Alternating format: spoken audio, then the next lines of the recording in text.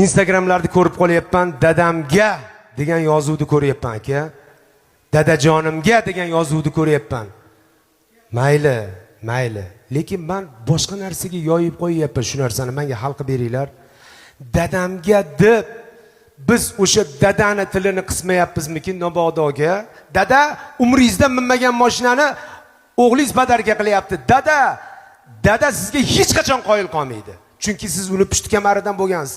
O'g'lim, yaxshi ham sen bor ekansan. Sen bo'lgan uchun men mo'naga yuribman demaydi, chunki u sizning dadangiz. Uni hadib tilini qisavermang. Hadib uni ayingiz oldida xijolat qilavermang.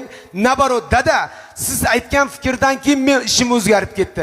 Siz aytgan, siz hali bergan pulingiz barakali ekan, ko'payib ketgan, lekin uni sabab chiqib qo'yaylik. Dadani sabab chiqib qo'yaylik. Dada, agar siz bo'lmaganingizda o'sha ish bo'lmasdi deb dadangiz tili uzunroq bo'lib tursin. Ayingiz oldida, chunki sizni ham xotiningiz bor, bolalaringiz oldida tilingiz qisilmaslik kerak-ku.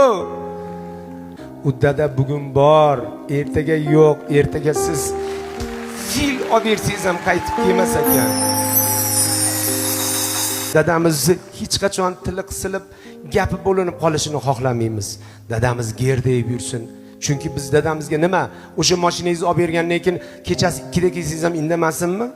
Eski dadangizni yo'qotib qo'yasiz. Kel o'g'lim uyga degan dadani yo'qotib qo'yasiz. Eski mehribon dadangizni yo'qotib qo'yasiz. Jahldor dadangizni yo'qotib qo'yasiz. Chunki qo'yenda ishlayapti deydi. Qayerda ishlayapsiz o'zi? Nimani qoyillatib qo'yyapsiz o'zi? Siz sababchisiz xolos. Allohning lashkarisiz xolos. Sizga Xudo beryapti, buyruq bor, shunga berib qo'ygin deyapti. Siz sababchi bo'lib olib kelib beryapsiz xolos. Uni siz yaratganingiz yo'q. Uni siz borib zavodda qiynalib olib kelganingiz yo'q. Dadangizni xijolat qilib qo'yavermang hadib. Agar olib bergan taqdirda ham dada boru yo'llari qilaman siz.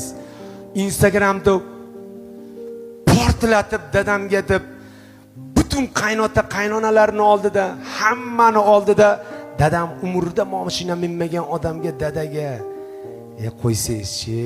qo'ysangizchi, charchamadingizmi mashqliqdan? Mana shunaqa xijolat qilishlardan charchamadingmi? Dadajonimizni endi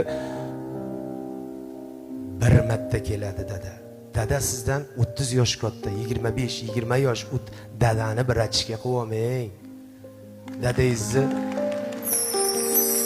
xohlagan ishimni qilsam dadamga bitta mashina olib berib, eski dadangizni yo'qotib qo'yasiz.